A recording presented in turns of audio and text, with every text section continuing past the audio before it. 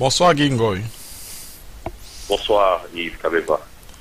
Nous venons encore vers vous ce soir, c'est pour parler d'une affaire, d'un scandale, Mutombo Dikembe qui est impliqué dans un commerce, dans un deal louche euh, d'un trafic d'or dans l'est du Congo. Est-ce que vous avez entendu parler de cette affaire? Oui, premièrement, merci Yves, merci de m'inviter ce soir dans votre émission et de me donner la possibilité d'expliquer un peu ce qui s'est passé. Et merci aussi, en passant, j'aimerais souligner le travail que Congo Mikili fait et ce que toi, en personne, tu fais donc pour l'avancement de la cause du Congo.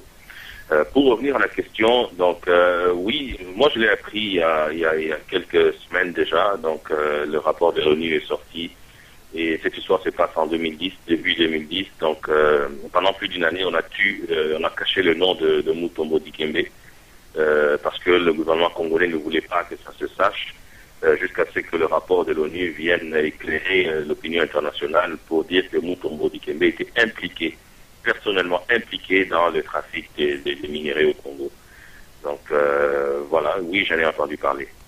Mais est-ce que vous pouvez nous expliquer un peu comment cette affaire s'est passée dès les débuts et jusqu'à la fin? Parce qu'il y a le général Bosco Tangana, un général rwandais qui se comporte en seigneur de guerre au Congo, avec l'appui du gouvernement congolais bien sûr, parce qu'il est général de l'armée congolaise aussi, de Kabila. Euh, Est-ce que vous pouvez nous expliquer qu'est-ce qui s'est passé? Comment Mutombo Dikembe fait des affaires avec un général génocidaire? Oui, c'est la même question que je me suis posée aussi lorsque j'ai vu l'article. Et je suis allé lire le rapport de l'ONU en détail. Donc, d'ailleurs, je suggère fortement aux compatriotes d'aller jeter un coup d'œil. Il faut que nous commencions à lire, il faut que nous commencions à nous informer de ce qui se passe partout. Donc, l'information, ça vaut ce que ça vaut. Donc, il faut vraiment aller chercher l'information. Ce qui se passe est simple, Yves. Donc, Mutombo Dikembe a approché. C'est lui qui a pris l'initiative d'approcher un homme d'affaires nigérian qui est installé à Houston, au Texas. Il a approché cet homme d'affaires pour lui dire qu'il avait 500 kilos d'or pur à vendre et il voulait que cet homme nigérian, cet homme d'affaires, achète cette quantité d'or que Mutombo Dikembe avait à vendre. Alors ils se sont rencontrés en décembre 2010 aux États-Unis. Mutombo Dikembe qui amènera un de ses frères et un cousin à lui. Donc ils iront voir ce Nigérian qui s'appelle Lawal, donc ils vont le rencontrer, ils vont lui dire qu'ils ont 500 kilos à vendre, une demi-tonne. Ce Nigérian, lui, comme il ne connaissait pas très bien les domaines des minéraux, c'est plus dans l'énergie que lui il fait des affaires, donc il est plus dans le pétrole et tout. Il lui fera intervenir un de ses amis qui est Monsieur Carlos Saint-Marie, et Monsieur Saint-Marie qui, lui, depuis des années, est reconnu pour être un grand trafiquant de minerais. Donc, il va lui demander d'intervenir pour que lui certifie la qualité de l'or que Monsieur Lawal voudrait acheter des mains de Mutombo Dikembe. Donc, il prend rendez-vous. Les envoyés de Mutombo Dikembe, Monsieur Kim Kyoba et le frère de Mutombo Dikembe, iront rencontrer ce Monsieur Saint-Marie et ils iront le rencontrer au Kenya. Une fois sur place, ils constateront que, en fait, ce monsieur Saint-Marie va constater que, en fait, le frère de Dikembe et l'autre personne, en fait, n'étaient pas les véritables propriétaires de cet or. Et il y aura, donc, à ce moment-là, un monsieur Eddy Michel Malonga, qui est d'origine camerounaise, va se manifester pour dire que c'est lui le vrai détenteur de l'or. Bref, puis d'incompréhension, ils vont finir par décider de faire le deal avec ce monsieur Eddy Michel Malonga, qui lui, finalement, n'était pas non plus le véritable propriétaire de l'or. Donc, d'après le rapport de l'ONU, le véritable propriétaire, c'est ce génocidaire rwandais installé dans l'est du Congo, c'est le général Ntaganda, qui lui, maintenant, essayait de couler son or dans le marché noir et avait approché, ce qu'on comprendra plus tard, qu'il avait approché Dikembe. Parce que comment Dikembe peut-il aller vendre un or qui ne lui appartient pas? Donc, forcément, il doit connaître l'origine de cet or. Donc voilà comment ça s'est passé. Finalement, ils suivront le groupe en question, M. Saint-Marie et les deux membres, les deux neveux, le frère de Mutombo Dikembe et ses deux neveux vont se retrouver à Goma. Et puis là-bas, les choses vont tourner au vinaigre. Et puis Tangada va finalement intervenir et saisir et l'or et l'argent qu'il détenait. Donc voilà un petit peu comment ça s'est passé. Ok. Donc, est-ce que Mutombo Dikembe est arrivé aussi sur place à Goma? Dikembe n'était pas sur place à Goma, mais lorsque Tangada, voulant se récupérer, parce qu'il il n'a jamais vendu son or qui lui appartenait et il a récupéré l'argent que le Nigérian avait à offrir pour obtenir de l'or. Donc il est doublement gagnant. Non seulement il conserve son or, mais en même temps il arrive à prendre l'argent de force. Et d'où on voit la complicité entre Tangada et le gouvernement congolais, dans la mesure où ce sont les officiels congolais finalement qui viendront arrêter les membres de la compagnie nigériane pour dire vous venez acheter de l'or ici, vous venez avec des faux dollars, des trucs comme ça. Donc finalement Tangada va prendre l'argent qu'il avait saisi des mains de ces gens-là et va donner une partie au gouvernement congolais. C'est pourquoi aujourd'hui nous constatons qu'ils travaillent tous ensemble. Et comment Dikembe, lui, un homme de sa stature, quand je parle de stature, je ne parle pas de sa taille, c'est vrai qu'il est grand, mais je parle de sa stature en termes d'un homme qui est mondialement reconnu pour être impliqué dans des œuvres caritatives, comment peut-il se retrouver en train de travailler avec des génocidaires qui exploitent d'une façon illicite les minerais de son pays? Le mot collabo n'est pas assez fort pour décrire sa situation. Donc voilà un petit peu ce qui s'est passé lorsque ce deal a pris place. L'éclaircissement que nous voulons avoir, c'est au moment où Bosco Taganda a saisi l'avion et l'argent. Où était Mutombo Dikembe? Pendant que le rapport est clair, hein, lorsque ceux qui ont été arrêtés, parce que lorsqu'ils ont suivi finalement ce M. Eddy Michel Malonga au Congo, à Goma, lui leur a dit, il finira par leur avouer, ce n'est pas moi qui suis le propriétaire de cet or, c'est monsieur le général Tangana qui détient cet or. Donc, vous voyez l'histoire. On est passé de Mutombo Dikembe, qui est en train de chercher un acheteur pour l'or. On passe à ce monsieur Eddy Michel Malonga, qui dit que l'or lui appartient. Finalement, lorsqu'il n'arrive pas il n'arrive pas à convaincre les hommes d'affaires nigérians, il finit par avouer que l'or n'est pas à lui, que l'or est au général Tangana. Ils suivront cet homme jusqu'à Goma, ils vont atterrir à Goma. Là, ils se font rouler parce que Tangana n'a jamais eu l'intention de laisser partir cet or. Il a au contraire saisi et l'avion des personnes de la compagnie de Nigérian et il a aussi saisi l'or qu'eux pensaient vouloir acheter. Donc, c'est là maintenant que le nom de Mutombo Dikembe sort parce que lorsqu'ils ont été arrêtés, ces gens ont dit qu'ils venaient parce que Mutombo Dikembe, un Congolais, les avait invités et il leur a dit qu'il avait de l'or à vendre. Lorsqu'on a essayé de joindre Mutombo Dikembe, on a découvert qu'au même moment, Dikembe était avec Joseph Kanambe chez lui à la maison en train de prendre un verre ensemble avec lui. Donc, non seulement il fricote avec les rebelles, mais il fricote avec le gouvernement postiche en place qui s'est installé par la force. Alors, c'est regrettable que Mutombo Dikembe, aujourd'hui, que son nom soit associé à de telles manœuvres dans l'Est du Congo. Voilà un petit peu comment Mutombo Dikembe, lorsqu'on a cherché à le joindre, on constatera qu'il était à la résidence de Joseph Kanambe. Ok, mais on a appris aussi qu'il y avait un avion qui avait été saisi.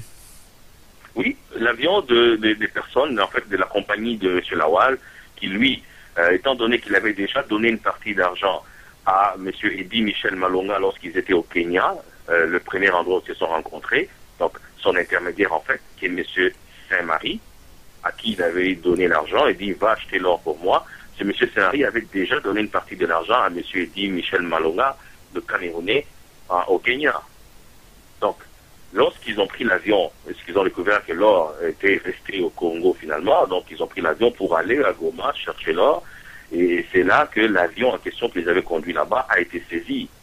Et il faut souligner que ces gens-là, lorsqu'ils sont allés, avant que l'argent ne leur soit arraché, ils ont passé la nuit dans l'hôtel de M. Tangada, le génocidaire, qui, en passant, détient plusieurs hôtels au Kivu, détient des stations d'essence au Kivu, donc c'est un homme d'affaires bien installé au Kivu que personne n'inquiète, même si sa tête a été mise à prix par la CPI.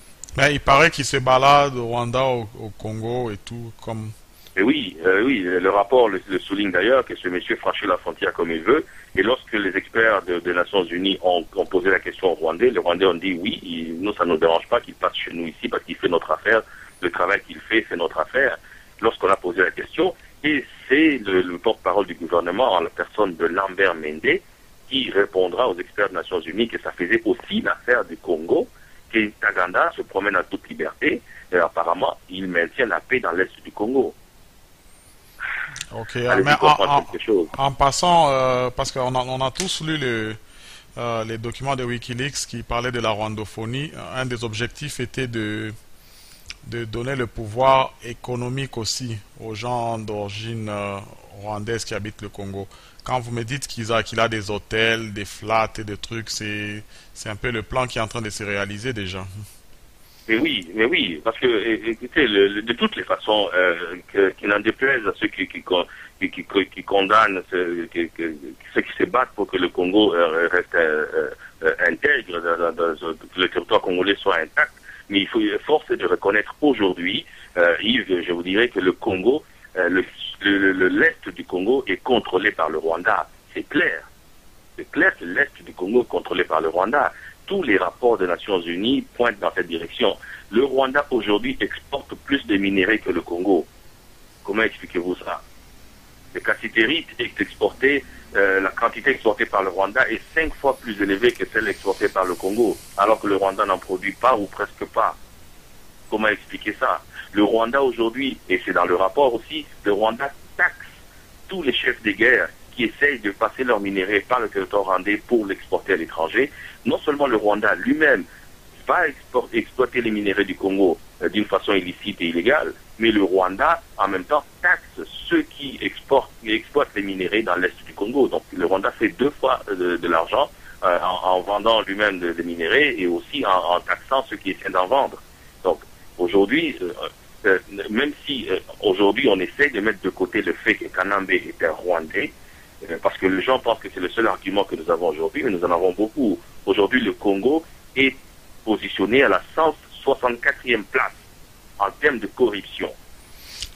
On l'a déjà souligné, on l'avait souligné pendant les élections, que c'était la 187e place en termes d'indice de développement humain, mais c'est la 164e place sur 187 États en termes de corruption.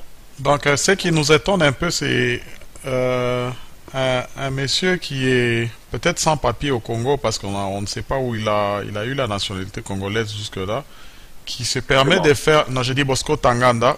Donc, il est considéré comme un sans-papier, n'a pas le droit de vivre au Congo. Il se permet de faire des deals et gagner 6 millions de dollars au moment où il y a des Congolais qui creusent des mines et qui meurent en creusant, des enfants qui travaillent pour sortir cet or. C'est terrible. Et surtout, pour un peu aller dans le même sens, quand il fait cet argent et qu'il trouve des Congolais, des collaborateurs qui vont vendre leur pays, ça c'est des choses qu'on va voir de plus en plus. Aujourd'hui que les Congolais sont réveillés, les Congolais se battent pour la libération de leur pays, on va de plus en plus constater que les forces étrangères ne vont plus utiliser des Rwandais ou des choses comme ça, ils vont de plus en plus utiliser des vrais Congolais qui vont, eux, maintenant, prendre le relais et vendre leur pays. Et ça sera prochainement, ça sera des gens comme des Francis Kalombo ou des Papi Tamba qui vont maintenant essayer que les étrangers vont utiliser pour vendre le Congo. Ça, moi, je les considère comme des typotypes. Vous vous rappelez de l'esclavage. Lorsque l'esclavage est devenu gênant pour les Occidentaux, ils ont arrêté d'aller chercher des esclaves eux-mêmes. Ils ont commencé à utiliser des Africains qui vendaient des Africains, leurs frères. Aujourd'hui, c'est ce que nous voyons en la personne de Mutombo Dikembe, qui va aider. Et je dis bien, il va aider. C'est-à-dire qu'il participe au fait qu'il y ait des génocidaires et qui ont du sang sur les mains vont vendre des minéraux à l'extérieur. Et Mutombo Dikembe va les aider, va se proposer et on lui promettra de toucher une commission de 10 millions de dollars. Il va les aider à essayer de liquider cette quantité d'or. Le mot vendre prend tout son sens. Vendre son pays, vendre ses frères pour de l'argent. Et pourtant, Mutombo Dikembe, de l'argent, il en a beaucoup déjà. Mais ce qui nous inquiète, c'est que on n'a pas vu ces gens qu'on dit les gens qui ont réussi, les Congolais qui ont réussi comme les Mutombo Dikembe et tous les autres. On a eu les élections qui arrivaient, on les a pas sentis s'impliquer d'une grande façon à donner des dons peut-être pour contribuer d'un côté vers l'opposition ou l'autre. Comment vous pouvez expliquer cette passivité? Donc, ce qui compte pour les Congolais, ce n'est que de l'argent. Est-ce qu'il n'y a pas d'humanité chez le Congolais? C'est triste à dire parce que c'est exactement ce que pensent ces Tutsis rwandais qui dirigent notre pays. Ils sont convaincus que le Congolais, tout ce qui le motive, c'est l'argent et des amusements. Voilà pourquoi ils pensent qu'ils vont leur pouvoir, il va se perpétuer au Congo. Donc, malheureusement, il y a des gens comme Mutombo Dikembe qui leur donnent raison. Parce que les Dikembe de ce monde, c'est des gens que nous recherchons pour porter notre cause aussi loin que possible. Avec toute la notoriété qu'il a, il aurait pu, au contraire, si lui s'était impliqué dans la lutte, si lui avait condamné des élections, il a des entrées partout aux États-Unis. George Bush s'est félicité des actions de Mutombo Dikembe en Afrique et au Congo spécialement. Donc, il a des entrées partout. Il aurait pu aider à faire avancer la cause de ses frères et de son pays, mais il collabore avec les étrangers pour s'enrichir encore plus. C'est déplorable, c'est décevant. Mais quel est votre... l'histoire se souviendra. Vous pouvez terminer? Oui, l'histoire se souviendra. Et l'histoire se souviendra qu'il se comporte comme un type qui vend ses frères pour son intérêt personnel.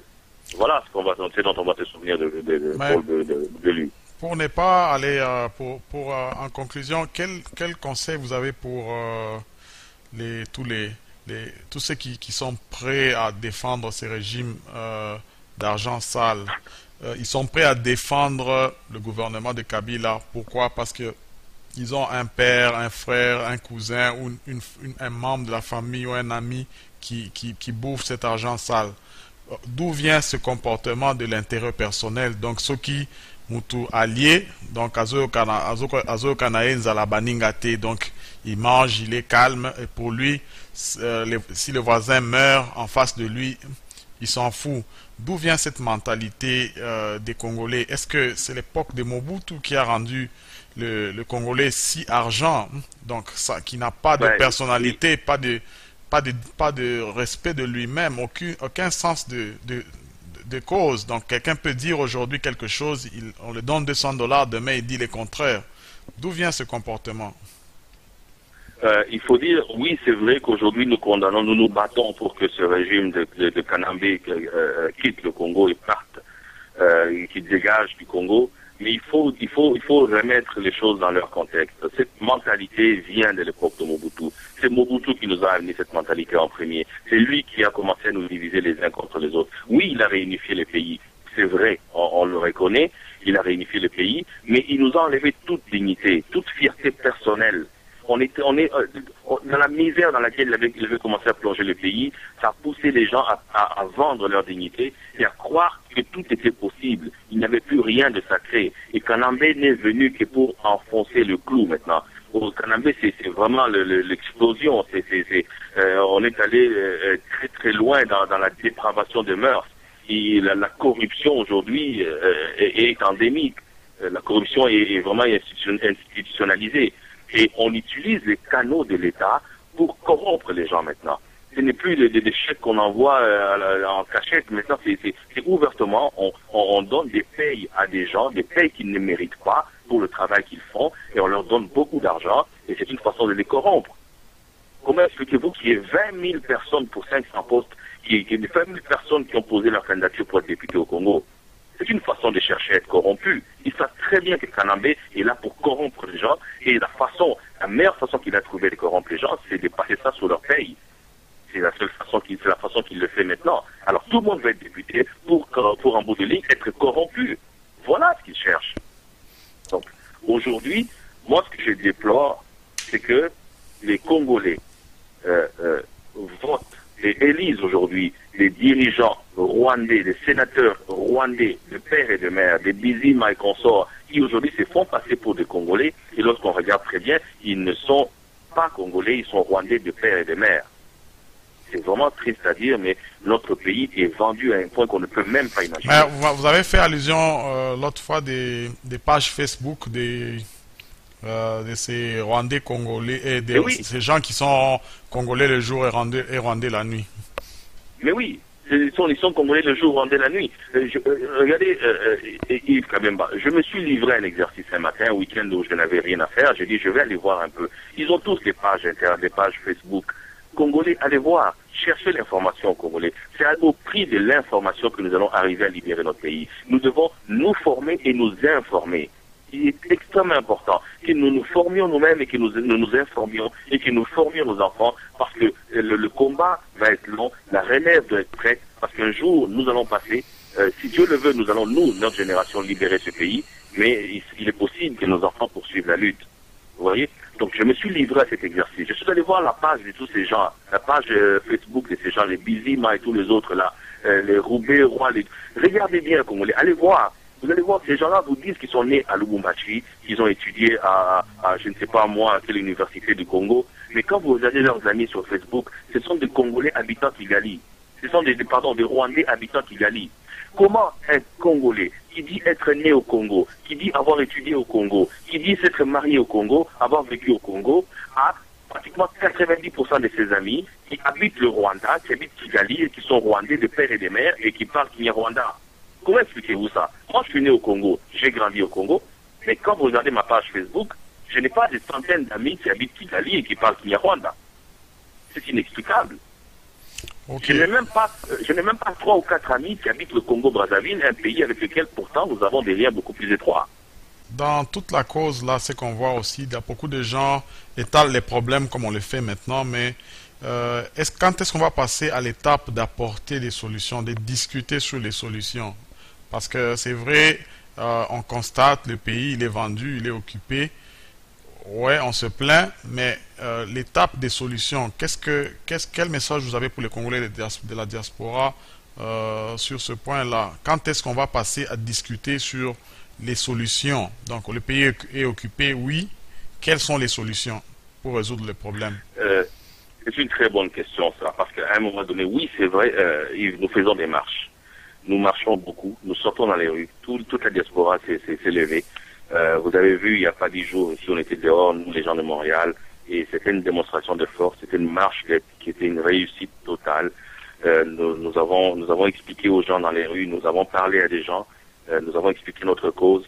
Beaucoup de gens ont compris, nous avons distribué des tracts partout, nous avons dit ce que nous pensons faire à l'avenir, mais nous nous organisons aussi. La lutte sera longue. Nous allons marcher, mais nous allons aussi maintenant nous organiser pour que la lutte se déplace sur le plan politique. Nous allons informer que tout Congolais là où il se trouve, ça j'ai lancé un appel, j'en profite pour le dire, que tout Congolais là où il se trouve, il faut maintenant non seulement revendiquer nos droits, non seulement dénoncer avec des marches et tout, mais il faut maintenant saisir de la politique dans les pays là où nous habitons, saisir les autorités, surtout les oppositions dans les pays où nous habitons. Les chefs d'opposition, nous devons entrer en contact avec eux pour leur dire ce que leur gouvernement fait au Congo, comment ils pillent nos minerais. Nous devons établir une liste de toutes ces compagnies, aller voir les gouvernants dans les pays où nous habitons. C'est maintenant la lutte. J'ai appris qu'il y a des Congolais qui habitent la Hollande, qui sont allés porter plainte à la Haye contre le gouvernement Kabila avec des faits et tout ça. Par rapport aux tueries qu'il y a eu le jour des élections ou 2 jours avant les élections. Donc on a des vidéos sur YouTube, il y en a plein. On voit des militaires congolais en train de tirer sur des gens. Ça, c'est des choses qu'il faut garder avant que ces gens ne demandent à YouTube de les effacer. Il faut que nous soyons plus vite que ces gens-là. Nous allons enregistrer ça sur des disques durs et ce sont des choses qui vont nous servir des preuves quand ces gens-là seront jugés un jour. N'attendez pas que YouTube efface ces images. Donc nous devons mener une lutte farouche contre ces gens. Mais, nous devons nous battre sur tous les points. Mais oui. Dans toute organisation, toute entreprise et tout mouvement, c'est souvent l'organisation qui est la clé du succès d'une entreprise ou d'un mouvement. Je voudrais savoir, parce que pour apporter des solutions, il faut s'organiser, il faut penser ensemble, il faut se mettre ensemble.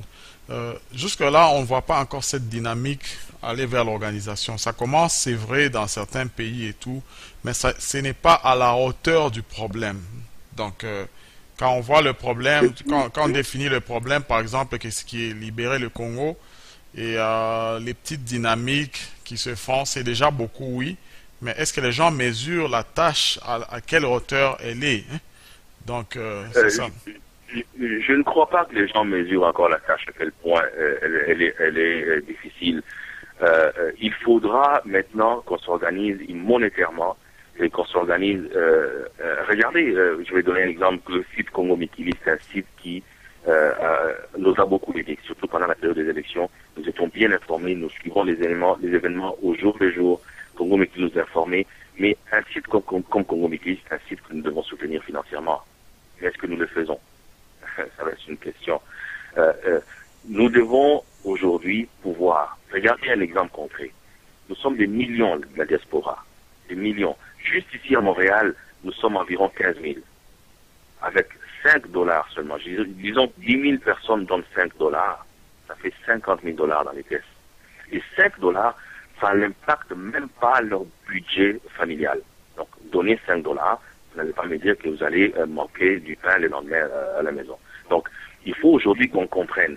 Il y a des pays qui ont fait ça. Il y a des Sikhs et des Tamouls qui sont affrontés et on a vu comment des Sikhs, à travers toute la diaspora, ont amené de l'argent dans les greniers pour la lutte pendant des années. Nous devons arriver au point de nous organiser comme ces gens-là pour que nous soyons une force.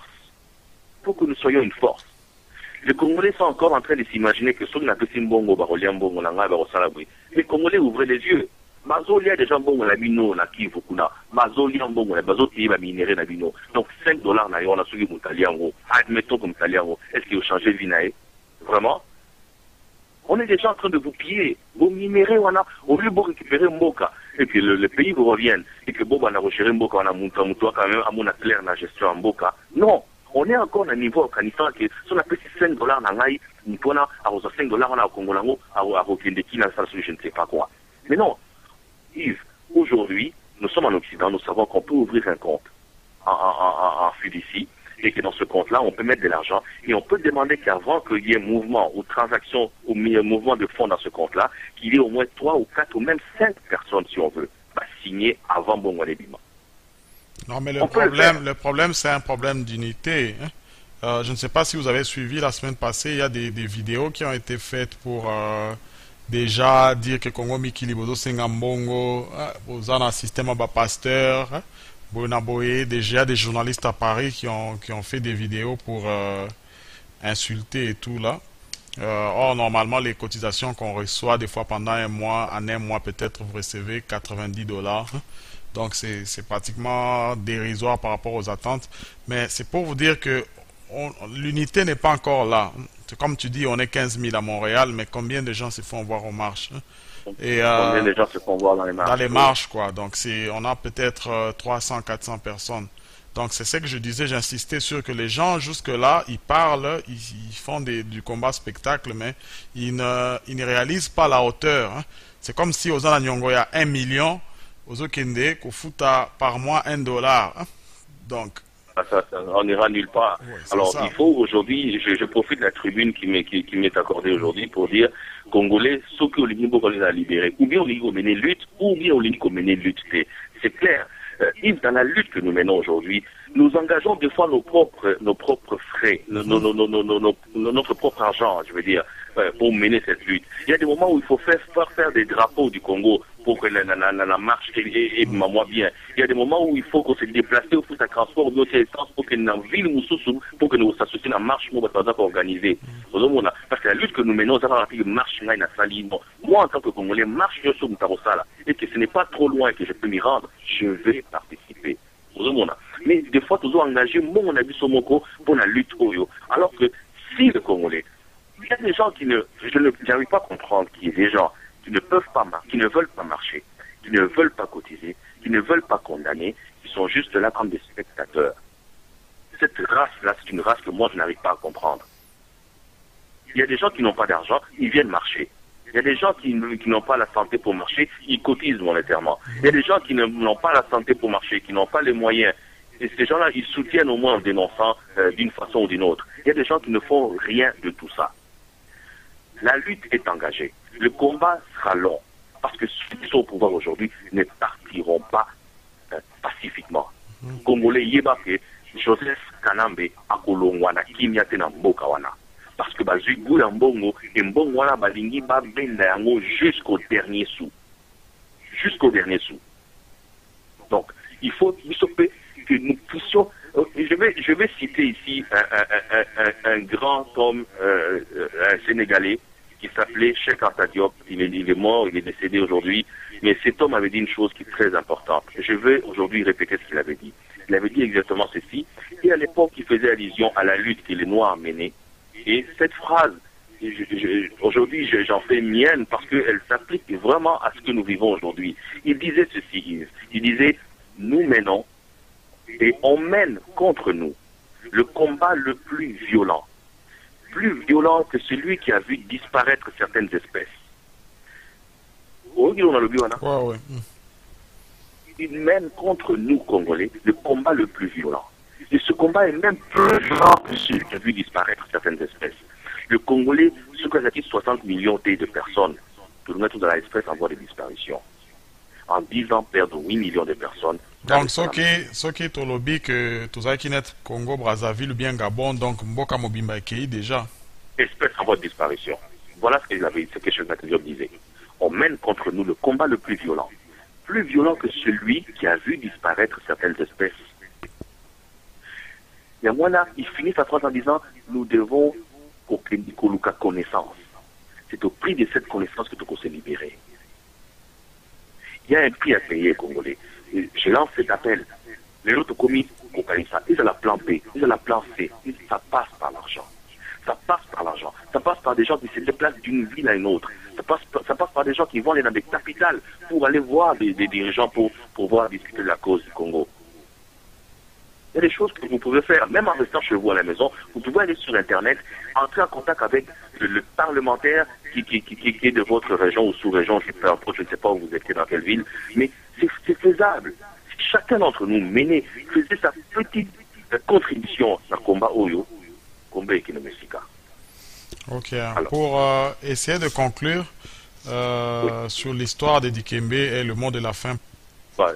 Pour Dikembe, je vais finir en disant, j'espère que Dikembe a tiré la leçon. J'espère qu'il a compris que être collabo, ce n'est pas toujours payant. J'espère qu'il a compris que il avait une réputation à défendre et aujourd'hui, cette réputation ne vaut plus rien. Absolument rien. Que ce soit au Congo, que ce soit aux États-Unis, dans tous les journaux américains, on parle de lui comme de quelqu'un qui fait aujourd'hui, son nom restera dans les annales de l'histoire parce que son nom est dans le rapport des Nations Unies.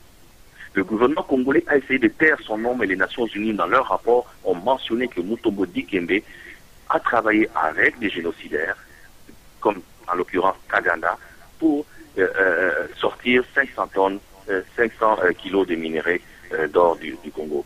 Donc, Mutombo Dikembe, moi je me dis, c'est bien fait pour lui. Bamélier 10 millions de dollars, donc Abimi Yu Maman Oué, n'a profité en Bougane, mais Rwandais, à l'école Maële, Bamélier 10 millions de dollars, il fallait assumer la Copuana, Bamélier en haut, donc j'espère qu'il est imbécile, j'espère qu'il va comprendre, et j'espère aussi qu'il collabore comme les Francis Kalombo et les Papi Tamba, qui en passant a envoyé un message à la diaspora, je lui dis que son message restera lettre morte, donc qui ne compte même pas sur les combattants canadiens pour répondre à son message, donc je referme la parenthèse tout de suite. Donc, je disais donc, il va collaborer, on va comprendre aussi que Rwandais a dans la tine là-bas, Rwandais a un intérêt là, Saganda l'a démontré, il cherche son intérêt, et le collabo, comme les Lambert Mende, ne cherchent que leur intérêt. Donc, Bisso Congolais, il faut tout les Malikambo Tinasuka.